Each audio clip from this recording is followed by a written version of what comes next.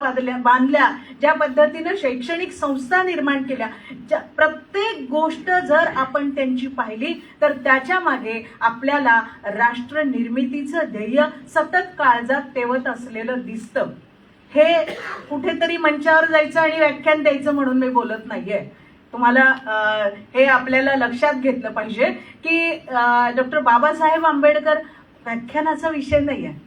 Doctor Babasaheb Ambedkar हा आचरणाचा विषय आहे, हा जगण्याचा विषय आहे. आणि म्हणून व्याख्यानासाठी मी बोलत नाहीये. आपण सगळंच त्यांचं जगणं पाहिलं, वेगवेगळ्या घटना पाहिल्या, त्यांचे स्टेटमेंट पाहिले, ते संविधान सभेपुढचे असतील किंवा त्यांच्या वैयक्तिक आयुष्यात असतील, रमाईशी बोलताना असतील किंवा मिलिंद महाविद्यालय जे PS सोसायटीच्या पायाभरणीच्या वेळेला ते बोलत असतील, कुठलंही स्टेटमेंट तुम्ही काढा, त्याच्यामध्ये त्यांच्यातला राष्ट्रभक्त असा उज्ज्वलपणाने उजळून येताना आपल्याला दिसतो.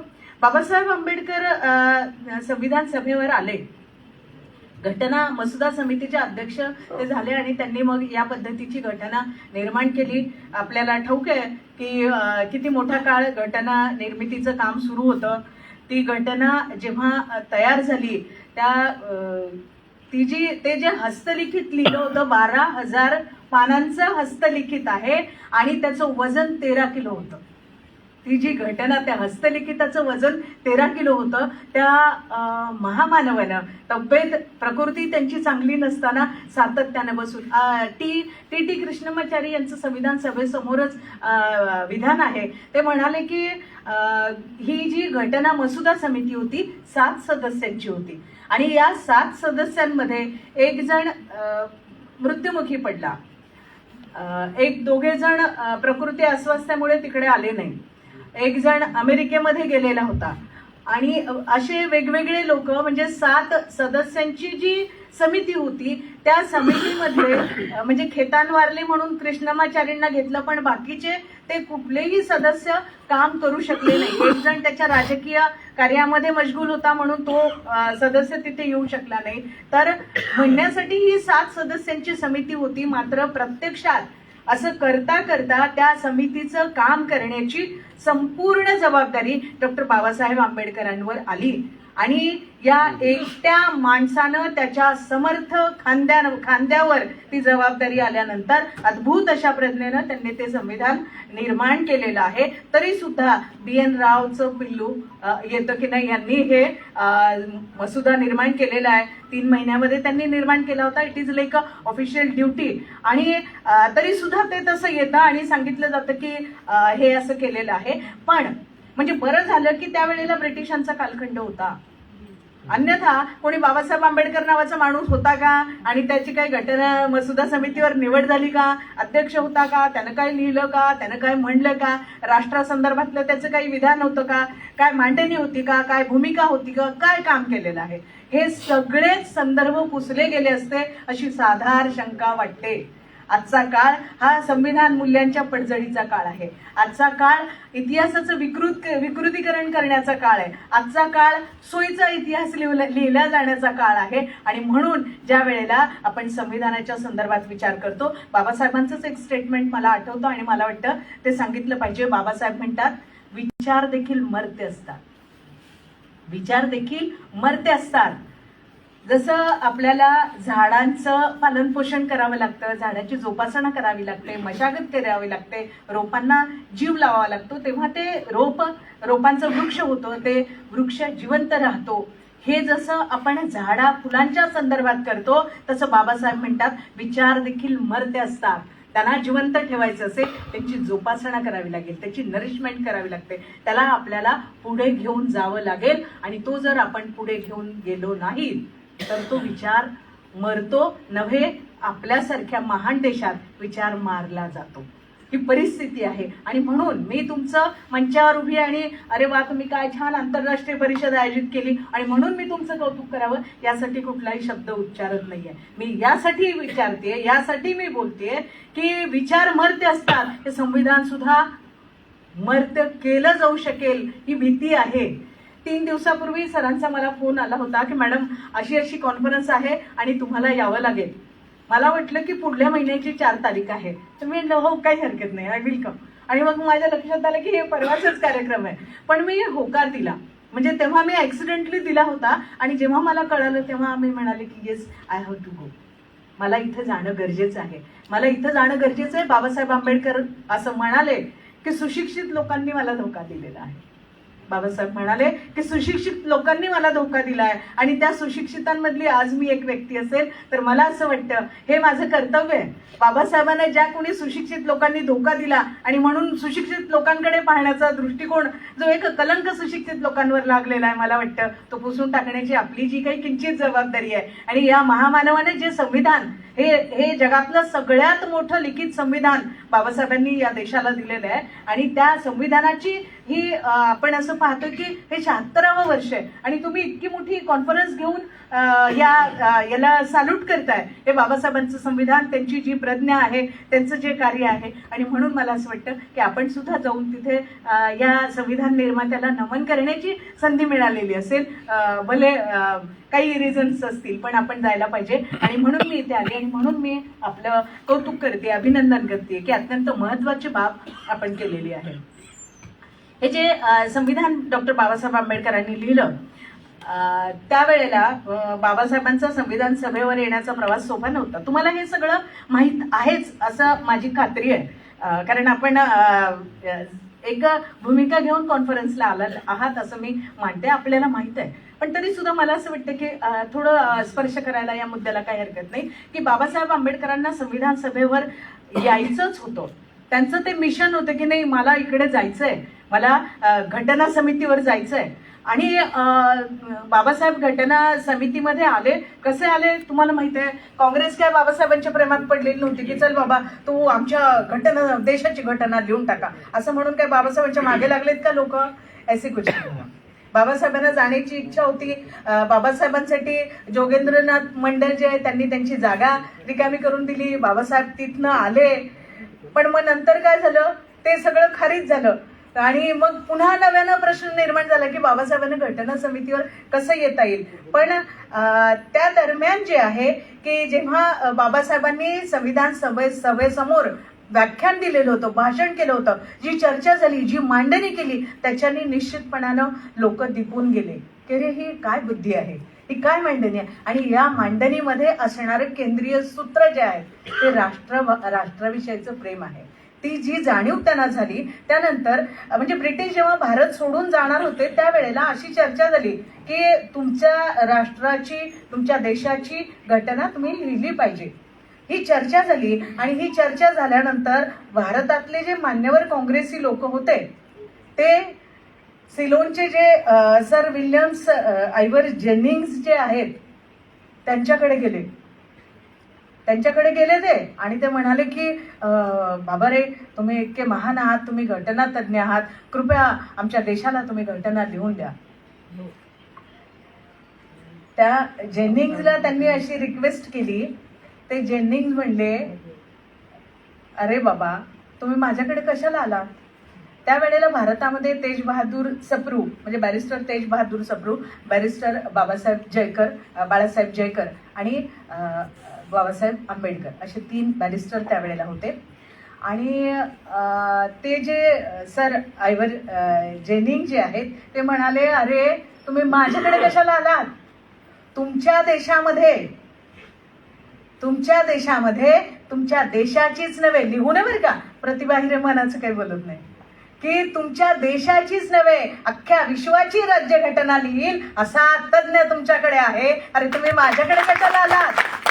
आणि त्या जेनिंग्सनी या काँग्रेसी लोकांना सांगितलं की त्या महामानवाचं नाव डॉक्टर बाबासाहेब आंबेडकर आहे. तेव्हा हे लोक बाबासाहेब आंबेडकरांच्याकडे आले आणि मग नंतरचा हा प्रवास आहे की बाबासाहेबांनी घटना समितीवर कशा पद्धतीनं काम केलं आणि एकला चलो रे या पद्धतीनं बाबासाहेब आंबेडकरांनी घटना समितीवर काम केलेलं आहे. जेव्हा आपण कोणी राष्ट्राची संकल्पना मांडतं, जो आपला विषय आहे की राष्ट्रबांधणीमध्ये संविधानाचं योगदान काय, संविधानाची पायवाट कशी आहे, जेव्हा आपण विचार करतो तर वेगवेगळे लोक, आणि आता पण आपण पाहतो राष्ट्रासंदर्भात किंवा अमुक एकच राष्ट्र कसं असलं पाहिजे याची खूप मोठ्या मोठ्या स्वरांमध्ये चर्चा आता होतीये. बाबासाहेबांनी राष्ट्राचा विचार मांडला. बाबासाहेबांनी राष्ट्राची संकल्पना मांडली आणि ही संकल्पना निश्चितपणानं त्यांचे जे गुरु होते जॉन ड्यूए यांचा त्यांच्यावर निश्चितपणानं प्रभाव होता, पण नुसतं तिथपर्यंत मर्यादित नव्हतं. बाबासाहेब आंबेडकरांनी तथागत बुद्ध, महात्मा कबीर आणि तथागत गौतम बुद्ध आणि महात्मा फुले या तिघांचं शिष्यत्व जाहीर केलेलं आहे. ते म्हणाले की हे तिघे माझे गुरुस्थानी आहेत. आणि जेव्हा बाबासाहेब राष्ट्राची संकल्पना मांडतात तेव्हा त्यांची संकल्पना, फुल्यांनी जी संकल्पना मांडलेली आहे तिच्याशी त्याचा धागा जोडलेला आहे किंवा तिकडनं त्यांनी ते सारतत्व घेतलेलं आहे आणि पुढे ते विकसित केलेलं आहे. ज्योतिबा फुले म्हणाले होते की 18 पगड जातीचं हे कडबोळ हे राष्ट्र आहे का? बाबासाहेबांच्या आधी राष्ट्रवादाची मांडणी ज्योतिबा फुले करतात त्यावेळेला ते म्हणाले की 18 पगड जातीचं हे कडबोळ हे राष्ट्र कसं असेल? आणि बाबासाहेब तेच म्हणतात की राष्ट्र म्हणजे देश म्हणजे काही झाडं, डोंगर, नद्या, अमकं डमकं हे म्हणजे राष्ट्र नसतं. हा एक भाग आहे, भौगोलिक वैशिष्ट्य, भौगोलिक बाबी हा एक भाग आहे राष्ट्राचा. पण नुसतं दऱ्या खोऱ्या झाडं हे म्हणजे काही राष्ट्र नव्हे. देश म्हणजे काय? देश म्हणजे देशातील माणसे असतात. देश म्हणजे काय? देशातील माणसे असतात. आणि ही देशातील माणसे देश आहेत काय? बाबासाहेब सुद्धा विचारतात का हा देश आहे काय? देश होण्यासाठी एकाच्या पायामध्ये काटा घुसला तर दुसऱ्याच्या डोळ्यामध्ये पाणी आलं पाहिजे. यहाँ पे ऐसा होता है क्या? यहाँ पे ऐसा होता था क्या? आणि आजही प्रश्न आहे की ऐसा होता है क्या, नाही का? म्हणजे आज आपण जे पाहतो रस्त्यानं चालताना कुठे ऍक्सिडेंट झाला, ऍक्सिडेंट झाल्यानंतर किंवा काही बातमी वगैरे आली, काहीतरी कुठे अपघात झाला, लोक मेले, तर लोक प्रश्न विचारतात कोण गेले? कोण गेले म्हणजे माणसंच गेलेली असतात. पण त्या आस्किंग की ते कुठल्या जातीशी बिलॉंग करतात, कोणत्या जातीची माणसं? आपली गेली का? अरे माणसं म्हणजे सगळे आपलीच आहे ना. पण ही भावना आजही नाही आहे. ते विचारतात की हे कोण मेलेलं आहे, याची जात कोणती आहे, याचा प्रांत कोणता आहे, हे या स्वरूपाचे प्रश्न भारतामध्ये विचारले जातात. आणि बाबासाहेब म्हणाले भारत हा देशच नाही आहे. बाबासाहेब म्हणाले होते की हे आपण जितक्या लवकर समजून घेऊ, संविधान सभेसमोर बोलतानाच बाबासाहेब म्हणतात की आपण हे जितक्या लवकर समजून घेऊ ना की हे राष्ट्र नाही आहे तितकं बरं होईल. म्हणजे राष्ट्र निर्माण करण्यासाठी काय साधनं लागतील, काय मार्ग लागेल, काय मेहनत करावी लागेल ती लवकर आपल्याला करता येईल. कारण राष्ट्र होण्यासाठी बाबासाहेबांनी स्पष्टपणाने वेगवेगळ्या ठिकाणी मांडलंय की राष्ट्र होण्याच्या मार्गातला महत्वाचा अडथळा म्हणजे जाती आहे. जाती संस्था हा राष्ट्र निर्मितीतला महत्वाचा अडथळा आहे हे बाबासाहेबांनी सांगितलं. बाबासाहेब म्हणाले एक एक जात म्हणजे एक एक स्वतंत्र राष्ट्रच आहे. भारतामध्ये एक एक जात म्हणजे एक एक स्वतंत्र राष्ट्र आहे. आणि ही सगळी राष्ट्र, हाऊ मेनी राष्ट्र, हाऊ मेनी नेशन्स, 6,500 जाती आहेत भारतामध्ये. त्याहीपेक्षा आणखी लक्षात येतातच आपल्या की 6,500 जाती आहेत. ब्राह्मणामध्ये 100 वेगवेगळे त्यांचे गोत्र वगैरे जे ते प्रकरण आहे. मराठ्यांमध्ये 96 कुळं आहेत. महाराष्ट्रामध्ये 51 भटक्या जमाती, त्याची संख्या अधिक असू शकते.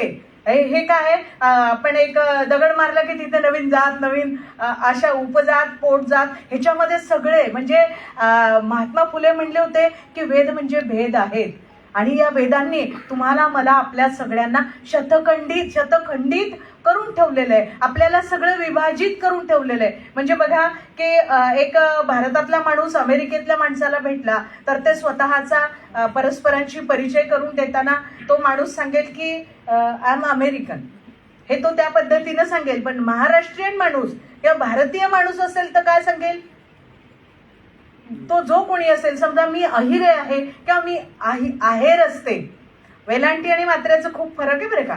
म्हणजे जे जाणकार असतील ते समजून घेतील. मात्रा आणि वेलांटीमध्ये डिफरन्स आहे. इट शोज यू की तुम्ही कशाशी बिलॉंग करता, जो मुख्य मुद्दा आहे ना, की नाही मी आहेर म्हणल्यानंतर तर लोक खुश हो जाएंगे, मैं अहिरे हूं तो लोक जरा नाराज हो जाएंगे. ही जी गोष्ट आहे ना, की या पद्धतीनं आपण आपल्याला इंट्रोड्यूस, भारतातला माणूस, महाराष्ट्रातला माणूस बाहेर गेल्यावर इंट्रोड्यूस करताना सांगेल मी ब्राह्मण आळीमध्ये राहतो, का मी अमक्या ठिकाणी राहतो, की मी सोनाराच्या आळीमध्ये राहतो, का मी पुन्हा राजवाड्यामध्ये राहतो, का व्हॉटएव्हर की काय आहे हे सांगतो. म्हणजे भारतीय माणूस किंवा महाराष्ट्रीय माणूस परिचय सांगताना मी तुम्हाला सांगते, मी वर्गामध्ये विद्यार्थ्यांना विचारते की आपल्याला समाजाचा अभ्यास करायचा आहे, तुमचा समाज कोणता आहे. Intentionally I ask them because I know कि उनके दिमागों में क्या चलता है, की तुमचा समाज कोणता आहे. मुलं सांगतात मी मराठा समाजाचा आहे, मी अमक्या समाजाचा आहे, मी ब्राह्मण समाजाचा आहे.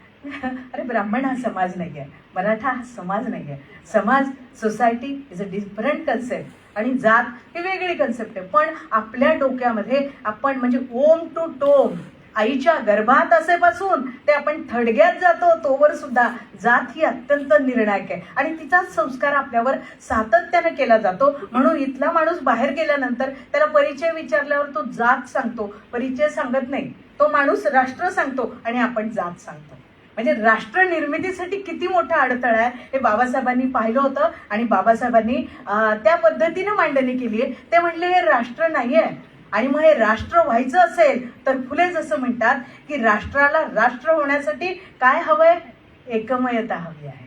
राष्ट्र म्हणजे काय, एकमय लोक ज्यांच्यामध्ये एकात्मतेची भावना आहे, ज्यांच्यामध्ये अटॅचमेंट आहे, असे एकमय असणारे लोक म्हणजे राष्ट्र, असं ज्योतिबा फुले म्हणतात. आणि बाबासाहेबांचंही तेच स्वप्न होतं. संविधान निर्मितीच्या मागे ते स्वप्न होतं की बाबासाहेबांना हा नुसता भूप्रदेश आहे, हे वेगवेगळे समूह आहे, ह्या वेगवेगळ्या टोळ्या आहेत, पण यांना आपल्याला एका धाग्यामध्ये बांधायचं आहे आणि मग हे राष्ट्र निर्माण होईल. म्हणून बाबासाहेबांचं सुद्धा राष्ट्राविषयीचं जे काही आकलन होतं, राष्ट्राविषयीची जे काही संकल्पना होती, एकमय लोक त्यांना तयार करायचे होते. आणि या भूमिकेतून बाबासाहेब संविधान सभेमध्ये गेले. बाबासाहेबांनी तिथे गेल्यानंतर व्यक्त केलेलं आहे की मला इथे यायचंच होतं, माझं हे उद्दिष्टच होतं की नाही मुझे यहाँ पे आना है.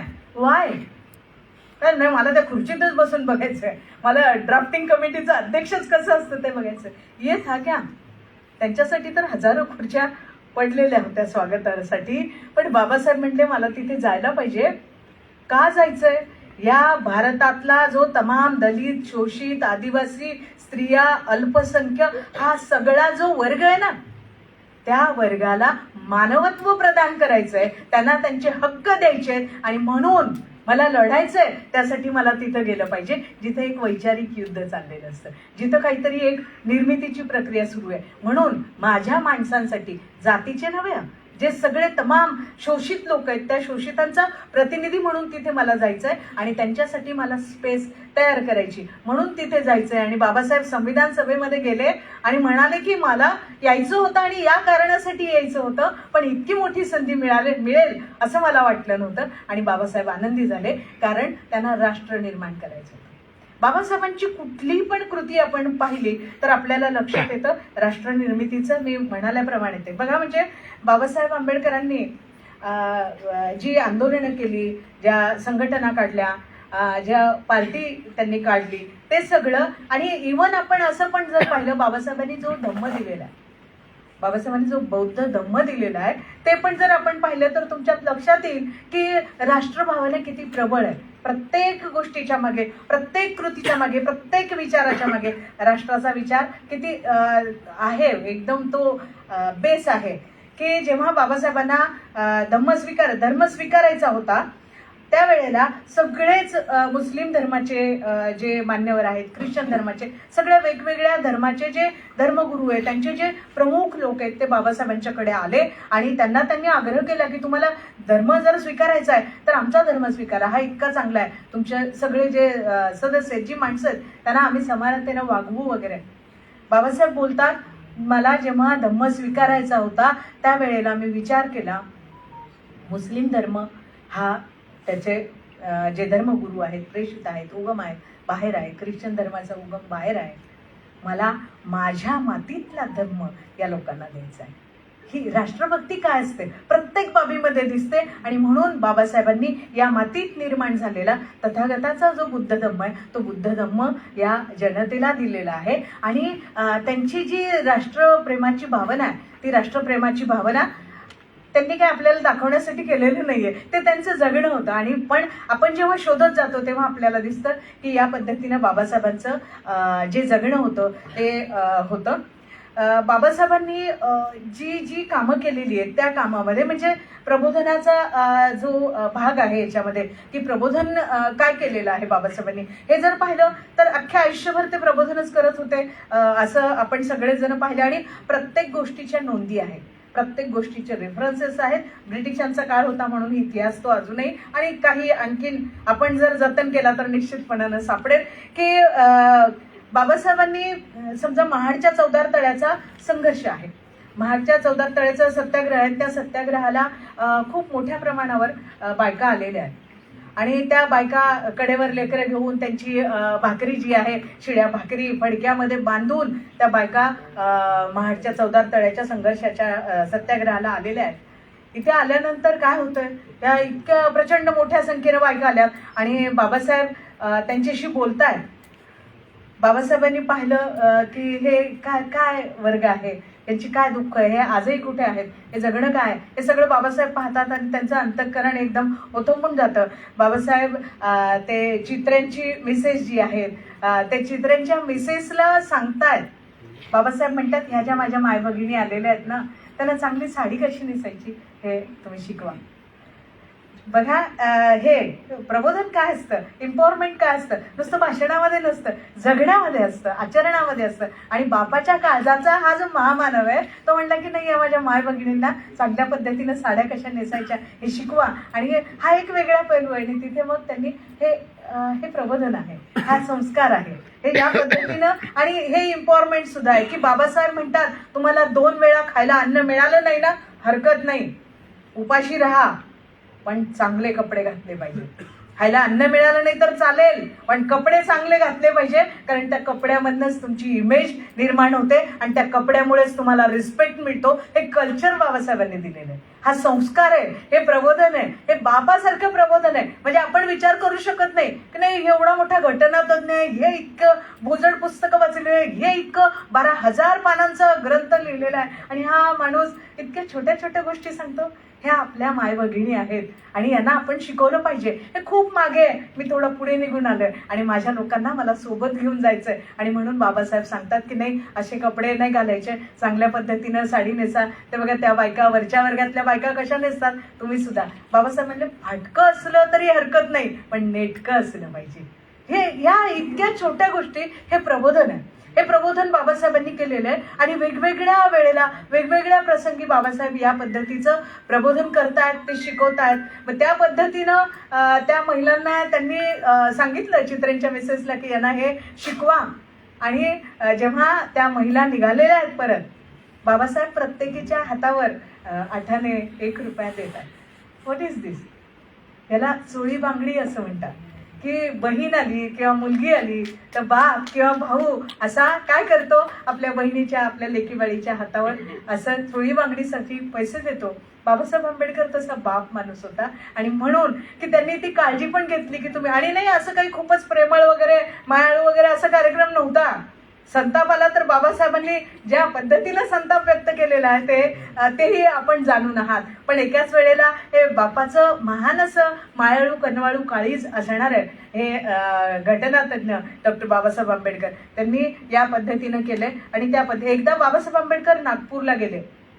नागपूरला शेड्यूल कास्ट फेडरेशनची मीटिंग होती आणि त्या मीटिंगसाठी बाबासाहेब तिथे गेले. प्रचंड गर्दी होती आणि तिथे झालेली जी महिलांची सभा होती त्याला पण प्रचंड गर्दी होती, म्हणजे रेकॉर्ड ब्रेक त्या काळामध्ये. तर बाबासाहेब तिथे गेले आणि मीटिंग चालल्या होत्या, सकाळपासून मीटिंग चालल्या, संध्याकाळ झाली आणि मग उशिरा बाबासाहेब बाहेर आले तेव्हा त्यांनी पाहिलं की 3 अशा काळ्या सावळ्या काटकुळ्या फाटक्या तुटक्या लुगड्यामधल्या बायका उभ्या आहेत. त्यांच्याकडे एक हार आहे, त्यांनी त्या आपल्या असा पिशवीमध्ये लपून ठेवलेला आहे आणि त्या वाट पाहत होत्या. मग त्यांच्यातली एक म्हणजे असं म्हणतात बघा शिक्षणाने माणूस धाडसी होतो, निर्भय होतो. होतो का? आता दिसत नाही मला असं, पण असं म्हणतात. पण त्या शिकलेल्या नव्हत्या ना. सो वन ऑफ देम ती पुढे आली, अशी काटकुळी बाई जी काळी सावळी आहे, तिचं लुगड्याला गाठी मारलेल्या आहेत.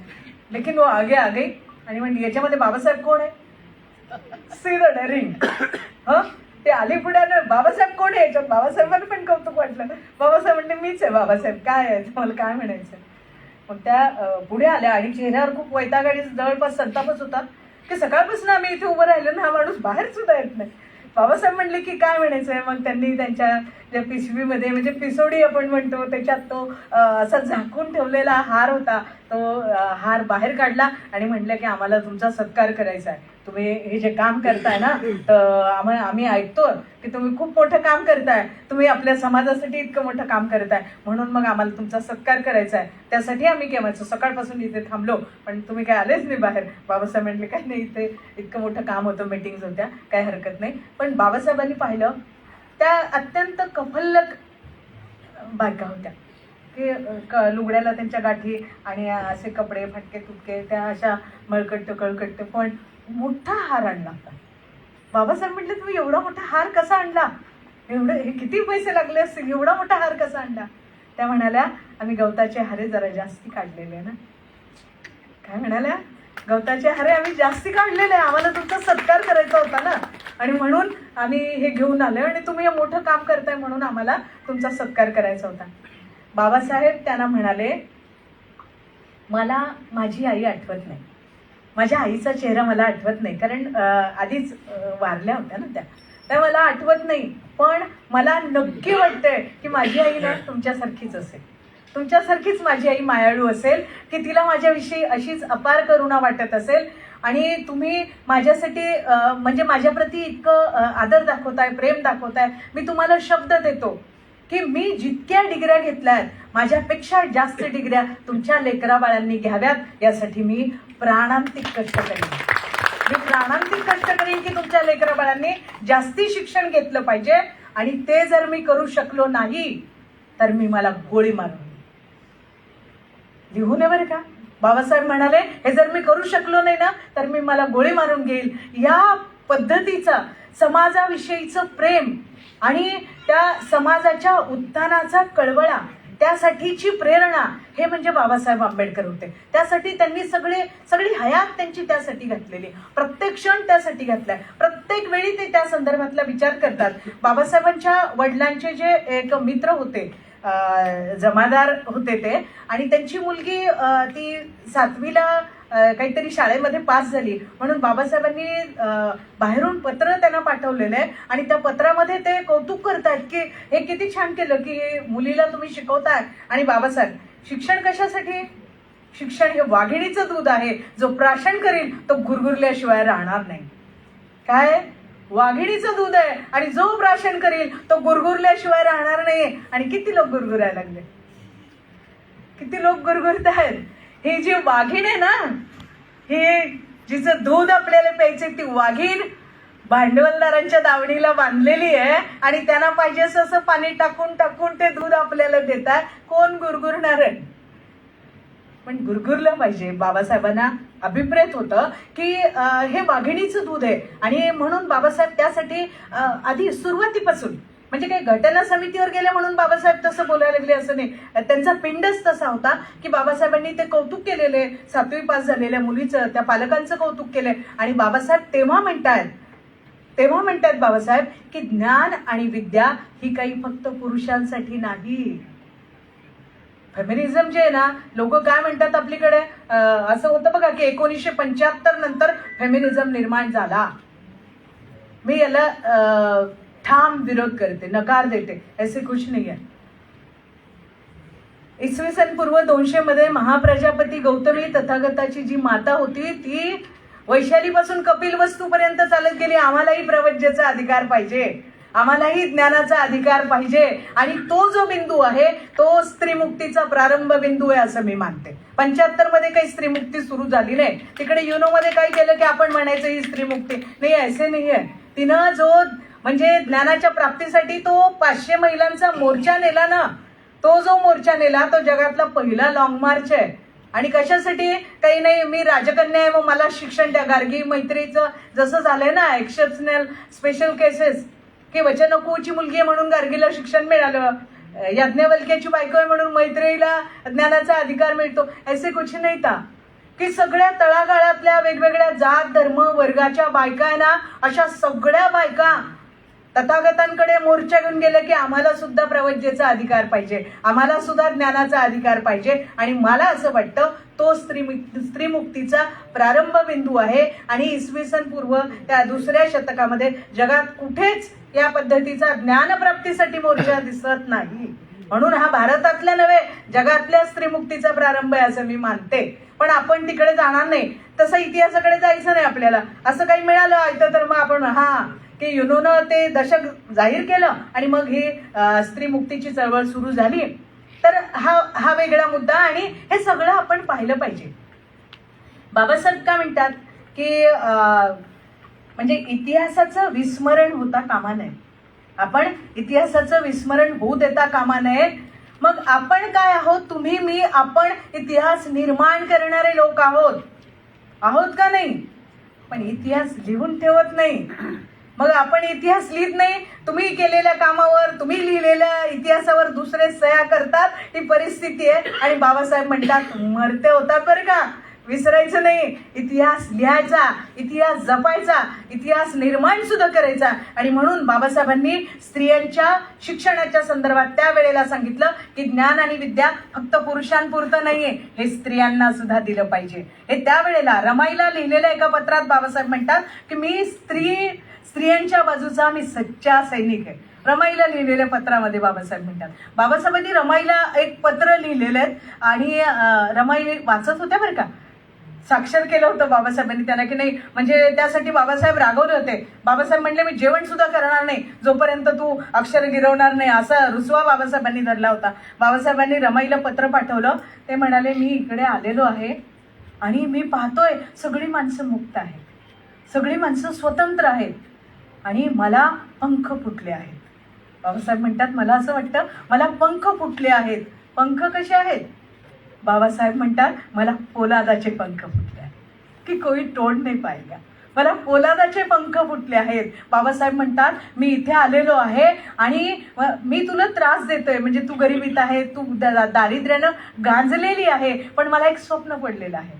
आणि मला स्वप्न काय पडलंय की जे माझे लोक गुलामगिरीत आहेत त्यांना गुलामगिरीतून मुक्त करण्याचं स्वप्न मला पडले, म्हणून मी इकडे आलेलो, म्हणून मी ज्ञान घेतोय. म्हणजे हे अचानक उगवलेलं नाहीये की घटना समितीवर गेले म्हणून बाबासाहेब लिहित नाही. त्यांचा सगळा प्रवासच तसा आहे की स्त्रिया असतील, आदिवासी असतील, दलित असतील, अल्पसंख्य असतील, जे जे कोणी पीडित आहेत, जे जे कोणी शोषित आहेत त्यांच्यासाठी वकिली करण्यासाठी बाबासाहेब घटना समितीमध्ये गेले होते. आणि त्या स्वरूपाचं बाबासाहेबांनी घटना समितीमध्ये काम केलेलं आहे. बाबासाहेबांनी मात्र त्यावेळेला सांगितलं, घटना समिती समोरची बाबासाहेबांची भाषणं अत्यंत महत्त्वाचं डॉक्युमेंट आहे. आपण सगळ्यांनी खरं तर ते पाहिलं पाहिजे, वाचलं पाहिजे.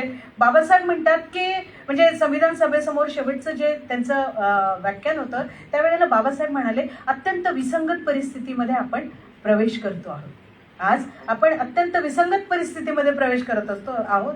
बाबासाहेब म्हणतात की एका हातामध्ये धर्मग्रंथ आणि एका हातामध्ये संविधान घेऊन आपल्याला प्रवास करता येणार नाही. जो आपल्याला पाहिजे ना, काय पाहिजे आपल्याला? बाबासाहेब म्हणाले की आपण राजकीय लोकशाहीचाच विचार करतो, आपण राजकीय स्वातंत्र्याचाच विचार करतो. हे असं होतं ना, अलीकडे आपण सगळीकडे जर पाहिलं मध्ये मध्ये जास्त होतं, आता थोडं सगळं केडर कॅम्प वगैरे सब वो कल्चर खतम हो रहा है, वो नाही दिखता. पण मध्यंतरीच्या काळात होतं त्यावेळेला लोक म्हणायचे जा आपल्या घराच्या भिंतीवर लिहून ठेवा शासन करती जमात व्हा. होतं की नाही? हे असं होतं काही काळापूर्वी, आज वो भी नाही नजर आता. पण हेच होतं की आपण जा आपल्या घराच्या भिंतीवर लिहा शासन करती जमात. अरे शासन करती जमात कैसे बनेगा? आपोआप शासन करती जमात बनणार नाही ना. बाबासाहेब म्हणाले होते आपण राजकीय स्वातंत्र्याचाच विचार करतो, आपण राजकीय लोकशाहीचाच विचार करतो, पण जोवर आपण सामाजिक आणि आर्थिक लोकशाही निर्माण करणार नाही तोपर्यंत राजकीय लोकशाहीला अर्थ राहणार नाही, राजकीय स्वातंत्र्याला अर्थ राहणार नाही. आणि जर हे केलं नाही तर येत्या काळामध्ये प्रश्न बिकट होतील आणि मग लोक संविधानाच्या विषयी प्रश्न उपस्थित करतील. आपण काय पाहतोय आज? बाबासाहेब जे म्हणाले होते की आपल्याला हे आधी स्वच्छ करावं लागेल ना, ते आपण केलंच नाही. आर्थिक समता आपण निर्माण केली नाही, आपण सामाजिक समता निर्माण करूच शकलेलो नाहीये. बाबासाहेबांना अभिप्रेत होतं हे करायला पाहिजे. बाबासाहेबांनी जे जे सांगितलं तिकडे तिकडे आपण कानाडोळा केला. फक्त आपण संविधान घेऊन चाललो आणि मग आपल्याकडे नाही संविधानामध्ये आमके प्रॉब्लेम आहे, संविधानानं हे केलं नाही, संविधानानं ते केलं नाही. बाबासाहेबांना माहित होतं लोक असे प्रश्न उपस्थित करणार आहे की नाही कडे हे संविधान अपुरं आहे, आमके प्रश्न तर नाहीच झाले नीट, हे तर झालं नाही. ते बाबासाहेब काय म्हणाले, हे संविधान शांततेच्या काळात आणि युद्धाच्या काळात दोनही काळामध्ये देशाला एकसंध ठेवेल असं सशक्त आणि समर्थ संविधान आहे. हे बाबासाहेबांनी सांगितलं. युद्धाच्या काळात आणि शांततेच्या काळात सगळ्यांना ते जोडून धरील असं हे संविधान आहे. मात्र जर संविधान अंमलबजावणी करणारे लोक कोण, संविधानाची अंमलबजावणी करणाऱ्यांच्या नियतमध्ये जर खोट असेल, ते जर प्रामाणिकपणे हे संविधान अंमलबजावणी करणार नसतील, तर मग आपल्याला दिसेल की अरे हे संविधान अपयशी ठरलं का. हे संविधानाचं अपयश नाही, हे अंमलबजावणी करणाऱ्या लोकांच्या वृत्तीचं हे प्रत्यंतर आहे की ते कसा धोका देत आहेत त्याचं हे चित्र आहे. आणि म्हणून बाबासाहेब म्हणाले की इकडे आपण लक्ष दिलं पाहिजे. आता काय होतंय आपण पाहतोय, संविधानाला वंदन करून लोक संसदेत जातात ना. एक मिडास होता, तुम्हाला सगळ्यांना माहिती आहे, आपण बालपणामध्ये राजा मिडास होता, ज्या गोष्टीला स्पर्श करायचा त्याचं सोनं व्हायचं. वाचले ना, अभी भी एक मिडास है, जिस चीज को हात लगाता है प्रॉब्लेम क्रिएट हो जाता है. आता संसदेमध्ये या संविधानाला वंदन करून गेलेला आहे महानुभव, एक पता नाही क्या होगा. संविधान ठेवलंय पण मध्ये जे संविधानाचा गाभा आहे, संविधानाचा जो आत्मा आहे, तो आत्मा सगळा काढून घेण्याचं षडयंत्र चाललेलं आहे. बाबासाहेब म्हणले लोकशाही कधी टिकेल, एक समर्थ विरोधी पक्ष असला पाहिजे. है क्या, काय नाही. बाबासाहेबांनी आपल्याला संविधानिक मूल्य दिलेली आहे, संविधानाचे पिलर दिलेले. बाबासाहेबांनी संविधानिक मूल्य काय दिलेली आहे की स्वातंत्र्य, समता, बंधुता, सामाजिक न्याय, धर्मनिरपेक्षता, राज्य समाजवाद, या गोष्टी बाबासाहेबांनी दिल्या. धर्मनिरपेक्षता आहे का, आहे, गायब हो गई. हे नुसतं तिथनं जात नसतं बघा, हे मूल्य आहेत. तुमच्या माझ्या जगण्यामध्ये मूल्य आहे, आले पाहिजे. काय काय आहे की स्वातंत्र्य, समता, बंधुता. लोकांनी बाबासाहेबांना म्हणाले होते बरं का की त्यांनी असे पण आक्षेप घेतले की हे म्हणजे सगळ्या की वेगवेगळ्या देशांचं सगळं हे बाबासाहेबांनी घेतलंय आणि त्याचं हे गोधडी तयार केलेली आहे म्हणजे संविधान आहे. पण बाबासाहेबांनी भारतातले जे धर्मशास्त्र आहेत, आधी आपलं काय होतं, कोड ऑफ कंडक्ट भारतामध्ये, ते जे धर्मशास्त्रीय ग्रंथ होता त्या ग्रंथानं सांगितलं होतं आम्हाला न स्त्री स्वातंत्र्यम अर्हति, बाईला स्वातंत्र्य द्यायचं नाही. का नाही द्यायचं, ती विश्वासघातकी आहे, चंचल आहे, मोहाची जननी आहे, नरकाचं द्वार आहे, मोक्षाच्या मार्गातली दोंड आहे, चित्रीची स्त्री ही न देखावी. ये था हमारे बारे में. आणि हेच जर राहिलं असतं तो कोई प्रतिभा ही यहाँ पे नहीं आती थी, कोई गायकवाड मॅडम यहाँ पे नहीं आके बैठ सकता था. मॅडमनी ज्या सूत्रसंचालन केलं इथे, आणि तुम्ही मी आपण कोणीच नसतो, कारण आपण सगळे नाकारलेले लोक आहोत. आपल्याला तिकडे ठेवले होतं. सामाजिक अंतराचा सिद्धांत तुमच्या माझ्या संदर्भातच होता. आणि व्हॉट इज एम्पॉवरमेंट, एम्पॉवरमेंटचं प्रत्यंतर काय आहे, तुम्ही मी म्हणजे एम्पॉवरमेंटचं प्रतीक आहे. आपण इथे पोहोचलेलो आहे. We are talking about constitution. आपण कॉन्स्टिट्यूशनच्या कलमांवर चर्चा करू, आपण त्याच्या संदर्भात बोलू शकतो, आपण भांडू शकतो, आपण मांडू शकतो. What is this is empowerment created by doctor B.R. Ambedkar. की एखादी सर्वसामान्य स्त्री बोलते ना, हे सगळं जे आहे ना, हे सगळं बाबासाहेबांचं योगदान आहे, हे बाबासाहेबांनी दिलेलं आहे. आपण चर्चा करतोय, आपण वेगवेगळ्या म्हणजे देशाची राष्ट्रपती मुर्मू मॅडम असतील किंवा सगळ्या वेगवेगळ्या ठिकाणी वेगवेगळ्या प्राधिकरणावर बायका गेलेल्या आहेत. म्हणजे मग इंदिरा गांधींचं पंतप्रधान बनणं असो, प्रतिभा पाटलांचं राष्ट्रपती बनणं असो, किंवा वेगवेगळ्या क्षेत्रामध्ये ह्या ज्या महिला आहेत ना, हे सगळं जे आहे हे फुले शाहू आंबेडकरांची देण आहे, हे बाबासाहेबांची देण आहे. बाबासाहेब म्हणाले इक्वॅलिटी बिफोर लॉ. कायद्यापुढे सगळे समान आहेत आणि म्हणून तुम्ही स्त्री असा, पुरुष असा, पारलिंगी असा, तो अधिकार बाबासाहेब आंबेडकरांनी आपल्याला दिला. आणि म्हणून हे इम्पॉवरमेंट आहे की आज वेगवेगळ्या ठिकाणी लोक बसलेले आहेत, ते नेतृत्व करतात, ते रचनात्मक कामं करतात. हे सगळं हे इम्पॉवरमेंट आहे. याचं श्रेय बाबासाहेबांनी दिलेलं संविधान आणि त्या संविधानातनं तुमच्या माझ्यापर्यंत हे सगळं पॉवर आलेलं आहे म्हणून. आणि ते बाबासाहेबांनी केलेलं प्रबोधन आहे, सातत्य प्रबोधन आहे. म्हणजे ते राहण्या वागण्या बोलण्याच्या संदर्भात असेल, जगण्याच्या संदर्भात असेल.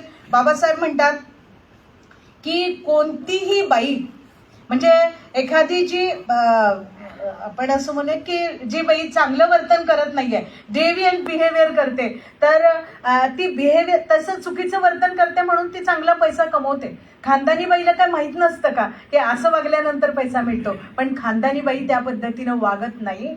तसं प्रत्येक व्यक्तीनं आपलं चारित्र्य, आपली मोरॅलिटी ही टिकवली पाहिजे. म्हणजे तुम्हाला काही सुविधा नाही मिळाल्या तर चालतील, पण आपला रिस्पेक्ट, सेल्फ रिस्पेक्ट आपण टिकवला पाहिजे. हे बाबासाहेब सांगतात की आपण स्वाभिमानानं जगलं पाहिजे. बाबासाहेब म्हणतात मोक्याच्या जागा काबीज करा. कशा काबीज करा? ते म्हणतात तुम्हाला सातत्यानं तुमचं सोनं पण जे आहे, तुम्ही सोनं आहात हे सातत्यानं तुम्हाला सिद्ध करावं लागेल. पुन्हा पुन्हा तुम्हाला ज्वाळेमध्ये जाळून घ्यावं लागेल आणि आपलं सुवर्ण पण सिद्ध करावं लागेल. प्रत्येक वेळी तुम्हाला सिद्ध करावं लागेल आणि ते सिद्धच करत राहा. त्याशिवाय हे तुम्हाला स्वीकारणार नाही. म्हणजे हे कथिलाला मान्य करतील पण सोन्याला सोनं म्हणून मान्य करत नाही. तुम्हाला आपण सोनं आहोत हे सतत सिद्ध करत राहावं लागेल. हे बाबासाहेबांनी सांगितलं आणि हे सिद्ध करा आणि मोक्याच्या जागा काबीज करा, हे बाबासाहेबांनी सांगितलेलं आहे. बाबासाहेब एके दिवशी घरामध्ये बसलेले होते, संध्याकाळची वेळ होती. बाबासाहेबांचे जे स्वीय नानकचंद रत्तू त्यांचे PA जे होते ते आलेत त्यांच्याकडे, बंगल्याकडे आले. त्यांनी पाहिलं सगळी सामसूम आहे, कुठेच काही आवाज नाही. आणि बाबासाहेबांचा दरारा असा होता, सगळी शांतता. नानकचंद रत्तू असे दबकत गेले आणि मग मध्ये जाऊन त्यांनी पाहिलं बाबासाहेबांची जी स्टडी होती ते गेले नानकचंद रत्तू तिथे आणि त्यांच्या कानावर संगीताचे सूर पडले आणि ते आश्चर्यचकित झाले. तिथे गेले बाबासाहेबांच्याकडे, त्यांनी पाहिलं बाबासाहेब हातामध्ये व्हायोलिन घेऊन वाजवत आहेत आणि एकदम प्रसन्न आहे. त्यांनी बाबासाहेबांना विचारलं, थांबवते हे सांगते आणि थांबवते, एक थोडा मुद्दा सांगेन फक्त. तर बाबासाहेबांना त्यांनी विचारलं की तुम्ही इतके आनंदी का आहात? बाबासाहेब म्हणाले, मी जो आधीचा कायदा होता ना, आधीचा नियम होता तो बदलला की राजाचा मुलगा राजा होईल. तो मैंने चेंज कर दिया.